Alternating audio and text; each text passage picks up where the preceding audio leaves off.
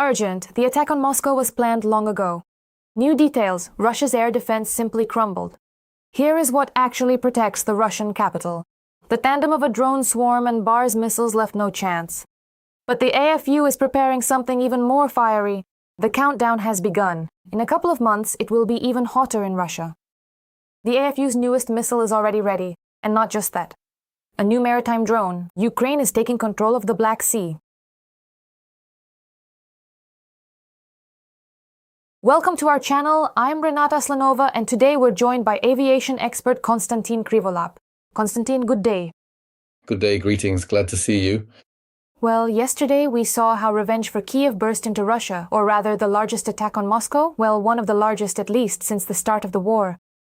The media even reported that besides drones, missiles were flying towards Moscow, specifically the Bar's missile.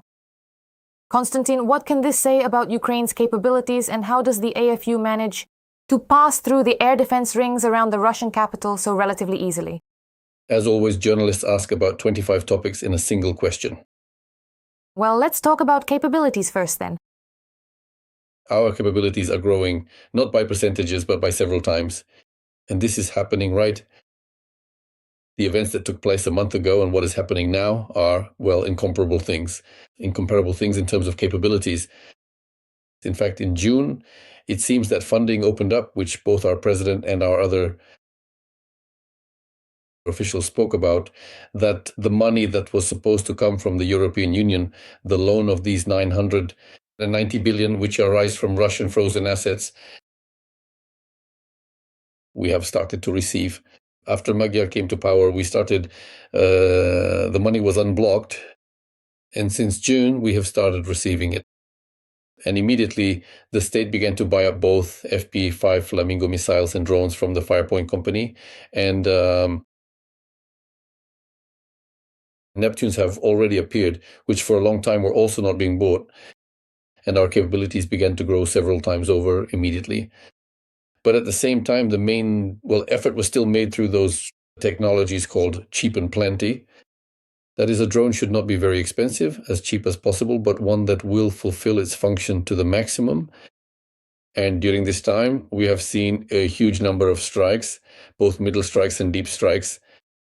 And when they say that the strike on Moscow was our revenge, I don't quite agree with that, because it's an operation that was prepared for quite a long time, for which routes were being laid out.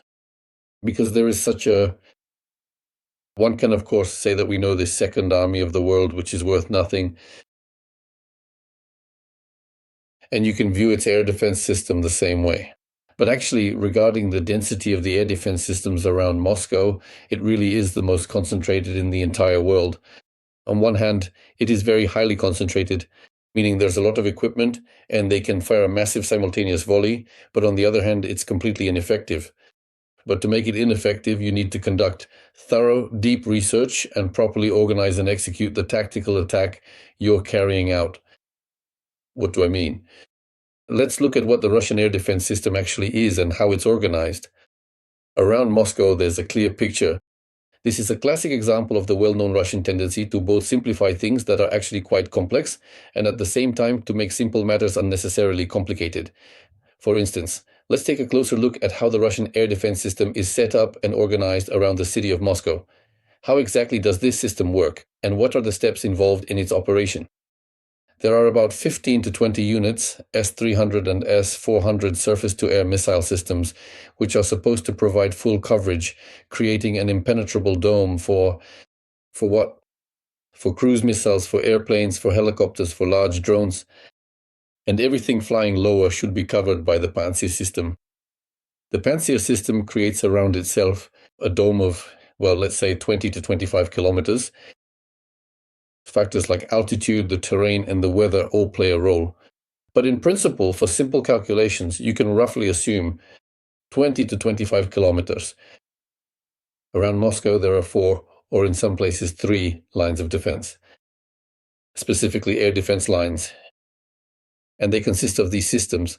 The Tor M2 system was removed from this whole setup. It's designed for precision shoot downs of, say, cruise missiles. And the Russians have now been forced to move a large part of their air defense, a significant portion, to the front line because our aviation has started performing operations that, well, seriously, very heavily damage Russian troops on the ground. We now have more aircraft capable of doing this. Apparently, we've received French bombs that are being supplied to us, and we're launching very powerful strikes against these vehicles, against these targets using these bombs. There are also Ukrainian ones. Ukrainian bombs have appeared, so-called cabs, which we can drop on the Russians. But the drop range from the front line will likely be no more than 40 kilometers, and many have already left that zone because it's a high-risk area. Next, it's called Hammer. It's a bomb, both a machine and a hammer. So moving on. The Russians used to have, let's say, there used to be a distribution of all air defenses. About 30 for Moscow region, Leningrad region. 30 was the front, and 30 was Crimea. In Crimea, we've cleared things out significantly. On the line of contact, there's a shortage, and so it shifted there.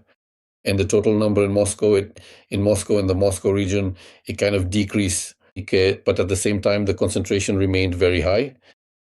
And so how many systems are needed of Panzers to surround Moscow in rings?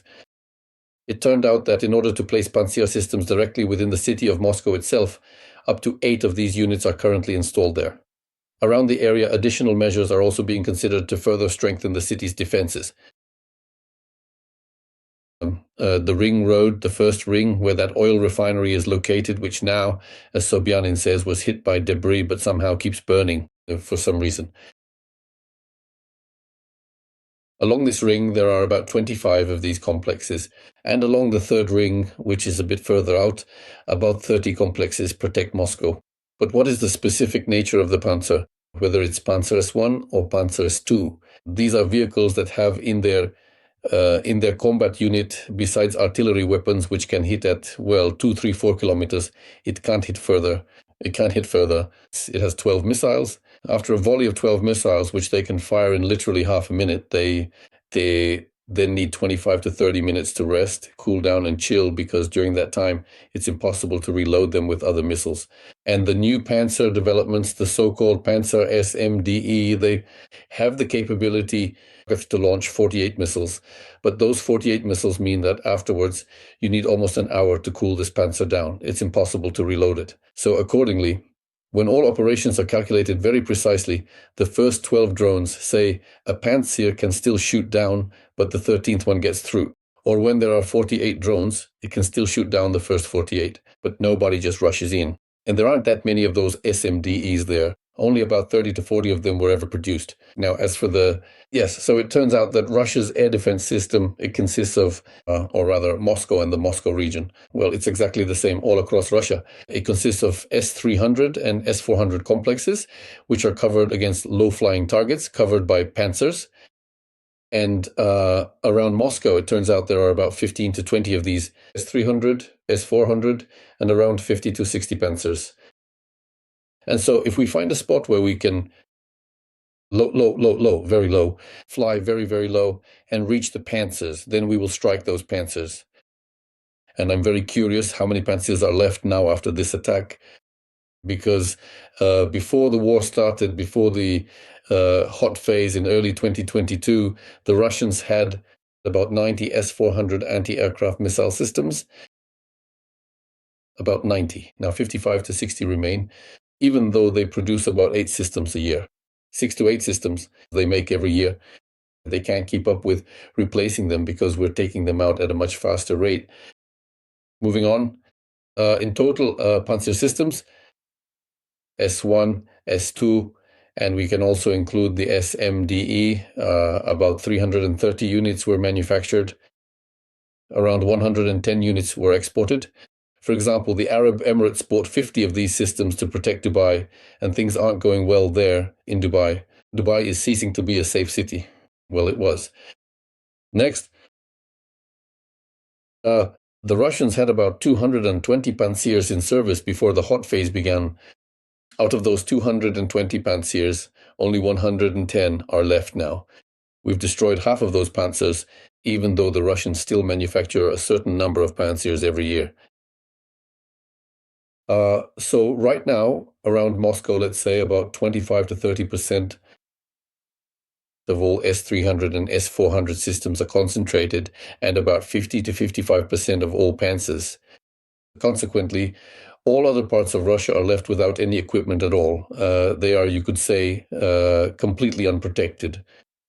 So some of our drones were naturally destroyed, but a significant number broke through. And at least 7 or 8 drones got through to this Moscow refinery.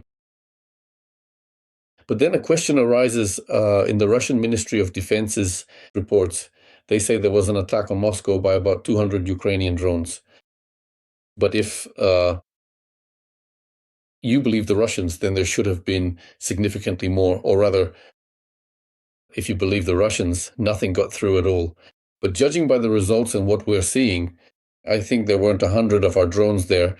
We didn't use that many. We used fewer, but achieved better targets. And I think that this story with the Moscow refinery isn't over yet. It's only just beginning to unfold. We'll likely see something like a second 2EPS, or the Russians will have to throw everything into defending this Moscow refinery, because leaving Moscow without 40% of its fuel, not to mention the psychological impact, is obviously very difficult for them. And we can assume that if they pull more air defense systems into Moscow, the front will be left exposed along with other regions. This will allow the AFU to launch more unexpected strikes in other places and locations. Absolutely, absolutely right. We're simply going to stretch them thin now. Crimea is no longer just a path for our drones and cruise missiles to pass through. It's already like a highway there. As for what's further from Mariupol to Jankoy, there's not much left for the Russians to do there. Everything is virtually under full fire control, and their communication with Crimea has practically ceased there. A blockade of various kinds has begun there, affecting everything from gasoline to all other ammunition. Moving further, the road leading from Moscow to the Caucasus, the so-called Don, is also already partially under our control. And I don't know how these peoples of the Caucasus will behave when they're left without the long arm of the Kremlin, without contact with the long arm of the Kremlin. And just for interest, I can say that now, due to a fuel shortage, the Russians have driven a tanker into some Baltic port, and it's being unloaded there now. But this is like a hint to our drone system forces, so that they have a juicy target that can be destroyed right there at the pier, leaving Russia once again without any fuel reserves. Now, regarding the BARS missile, it's a drone missile that can fly with a warhead of about 100 kilograms, which has a turbojet engine. And I want to say that we have quite a few such missiles, different types of these missiles. There's the Ruta, this BARS, the Trembita, and the Peklo, and we have quite a few of these strike methods. The main thing is for the state to have enough money to buy up all this equipment. And when the strikes were carried out on the Moscow refinery, to be honest, when I saw the first photos and the first videos, I thought there were significantly more of our missiles there. But it turned out that with our drones, we can do, well, quite a lot. Especially since Firepoint has now improved the specs of the FP2 drone. It's increased its warhead practically twofold. It's now 200 kilograms. And the drone that used to fly, the FP2, which flew up to 300 kilometers, can now fly practically twice as far. And the FP1 drone, which used to fly 1,600 kilometers, can now fly 2,500 kilometers. So I think the Yamal Cross has reason to get ready. And the Yamal Cross is 16 gas pipelines that converge at a single point and are located 2,500 kilometers from Ukraine. But if they are destroyed, then the Russian energy sector, the power industry, will collapse, because practically all power plants run on gas. Yes, indeed, I understand. Russians should get ready to catch drones and missiles at their other juicy targets. But let's also talk a bit more about Ukraine's developments. After all, Ukraine has introduced the Sirena Sea drone. And as claimed, it is equipped with electronic warfare tools, missiles to strike Russian Federation aircraft. And here is your opinion, Konstantin. How do you evaluate this development from the perspective of Ukraine's aviation and anti-aircraft potential? I think that this is a drone that will be used to carry out good, effective attacks in the area where Russian ships are located. There, let's say there, Novorossiysk. Is the port being used? It is being used. How will they protect it? They will then launch little planes, little helicopters. And so the Sirena drone, with the missiles that are installed on it, it will shoot this stuff down very effectively. We already have such experience, and the Russians also know how such installations work. Back then, 2 missiles were installed on the Magura, and it destroyed a Russian Su-35 fighter, which sort of didn't expect at all that such a thing could happen. And I think that they won't fly particularly close now because all the means, a lot of means that were previously intended for detecting vessels in the Black Sea waters. These are the B-12 flying boats. These are the Ka-27 helicopters. These are even the 2 142s that flew as scouts. Previously, they were used to search for submarines. Now the Russians use them to detect at least something on the territory in the Black Sea waters, because we were very diligently destroying the detection means. And therefore, this Sirena will most likely be used to deliver serious strikes and control the Black Sea, especially in those places where the Russians take out, let's say, their frigates and missile carriers to deliver caliber strikes on Ukraine. I think these issues will now be closed with the help of specifically the Sirena. Well, and to what extent can they work in addition to those same Magura and Sea Baby to control the Black Sea? Yes, Magura, Sea Baby perform their tasks. This one performs cover tasks. For example, right now the Russians are launching cabs at us, right? Su-34 bombers are flying and dropping these KABs, and they are covered from above by an Su-35th. If only Su-34s were flying, we would be able to destroy them there with the help of our fighters. But the Su-35th sort of covers them quite reliably. And when they turn around and leave, it covers them too. Now, I think the situation in this regard might also change. I think it must change. Besides, we've received more American missiles.